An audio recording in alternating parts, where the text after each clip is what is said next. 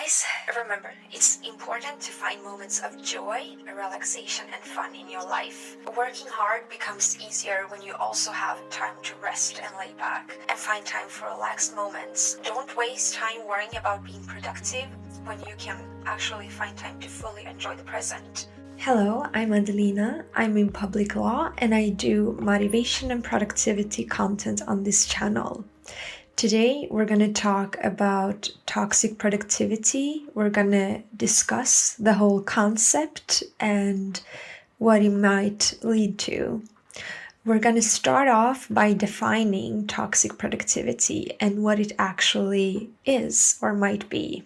Some of us have a mindset of constant optimization, trying to maximize every single aspect of our lives. This obsession with optimization extends to even the smallest tasks, like finding the most efficient way to make our beds or organize our facial products in the cabinet, sacrificing aesthetics as long as it is efficient and easy and fast. We're always on the go, driven by the ultimate goal of maximizing productivity.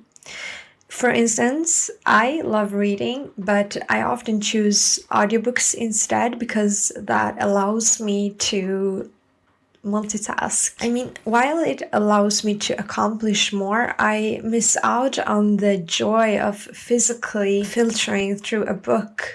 And similarly, another example could be someone who enjoys scrapbooking. If they have the optimization mindset, they might choose Pinterest instead because that's faster and more efficient. And they might miss out on the joy of doing it physically with a physical scrapbook that takes longer, but it's enjoyable in a different way. These optimize everything individuals prioritize outcomes instead of the process itself. That's the key. Even if it's an activity they actually would genuinely enjoy, they will prioritize the outcome. So, having a vision board, that outcome is the goal, right? So, and it goes faster by Pinterest than by scrapbooking, even if scrapbooking might be more enjoyable. On the other hand, some people don't mind spending that extra time on an enjoyable activity like scrapbooking, as they value the experience rather than the solely focusing on efficiency and the outcome. So that's the difference, I would say, between someone who has an optimize everything mindset and someone who is more laid back, more chill. I mean, you might actually wonder what's wrong with that mindset. Why are we even talking about it? I thought this was a productivity channel. I thought that was the key here. In essence, nothing is inherently wrong with it, but it can backfire. It can lead us to toxic productivity, which we are discussing today. This constant optimization mindset affects various aspects of our lives, and often in unexpected ways.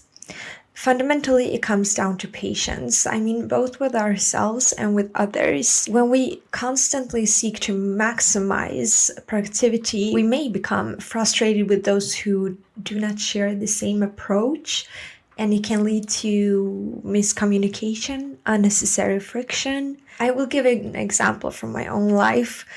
So, my constant need to multitask can sometimes come into play even when I'm having conversations with people. I know, for example, it annoys my sister that when we are just sitting around and having conversation, I constantly need to be doing something. Like I'll interrupt our conversation and be like, okay, wait, I'm just going to go put on a face mask and then we can start talking about it, which there's nothing wrong about it, but I do this every single time. And since she pointed it out, I now try to be more mindful of it. I can, for example, interrupt the conversation to go grab food. I can even make coffee or something like it. So the point is, while not inherently bad, it can detract from the natural flow of connection. In the past, I would even schedule calls with people, and now I try to call more spontaneously, although it's still a challenge for me since I like planning and I like structuring my day completely. But making the most of every minute may sometimes sacrifice other things, such as the natural flow of connection, like we just gave an example about. So this mindset not only affects our relationships with others, but also impacts our well-being, I would argue. I mean, in my own life as a vegan after high school, I'm giving examples from my own life to illustrate, because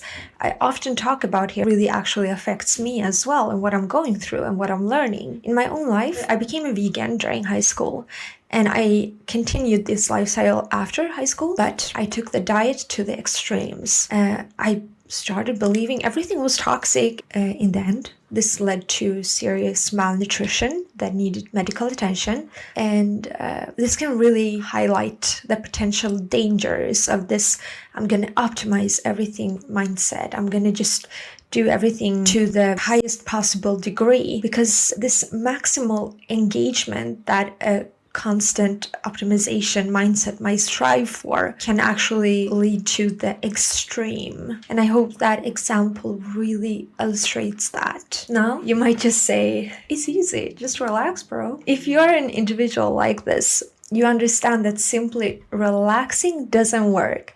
I belong to this group, and I realized that the optimize everything mindset can be a valuable gift if directed properly. So instead of trying to change the mindset, we can learn to optimize the mindset itself. I know I got you listening now because we can redirect our maximal engagement toward our health, shifting our focus from sacrificing, for example, sleep, to becoming champions of quality rest. That is a very clear example of how you optimize the mindset itself. So the mindset might first lead you to always optimize productivity and then sacrifice such things as sleep, connection, rest.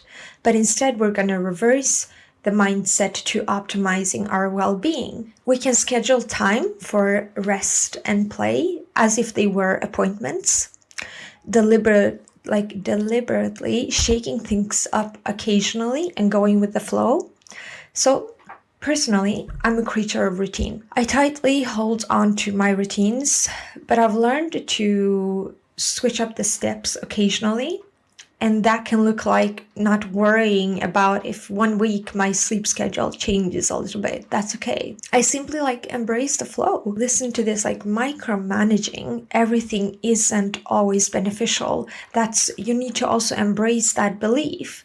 Even in academic schedules, it can stifle creativity and thinking, which are I would argue vital in all fields. And another concrete tip that I want to give you is something that I came up with called pause cards. Or actually, I got the tip in therapy, but I created my own versions.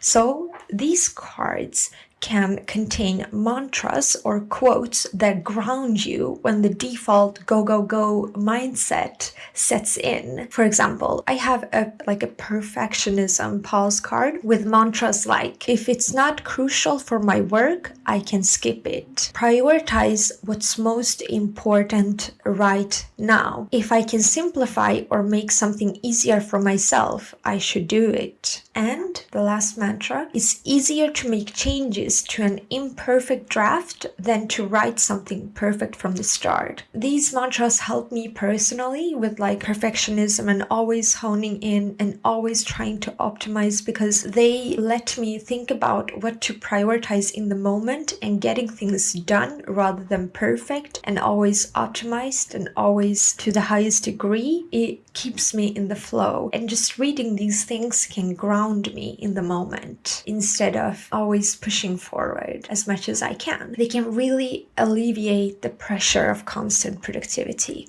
Guys, remember, it's important to find moments of joy, relaxation, and fun in your life. Working hard becomes easier when you also have time to rest and lay back and find time for relaxed moments. Don't waste time worrying about being productive when you can actually find time to fully enjoy the present. Really, the time spent chasing perfection and productivity could be better spent getting things done, because sometimes everything doesn't need to be optimized, doesn't need to be 100%. Sometimes things actually need to get done. And I'm going to talk about how perfectionism itself actually can cause procrastination in another video. So feel free to use my mantras or create your own about your specific experience and obstacles. In the meantime, you can adopt mine if they resonate with you. I hope you found this video helpful. Thank you so much for watching. Thank you for being patient with me as I transition to video content. Perhaps I'm not looking into the camera as much right now as I'm learning how to talk in a more structured way from a script. I really am enjoying this, putting a direct message forward to you guys, and I will see you in the next video. Goodbye.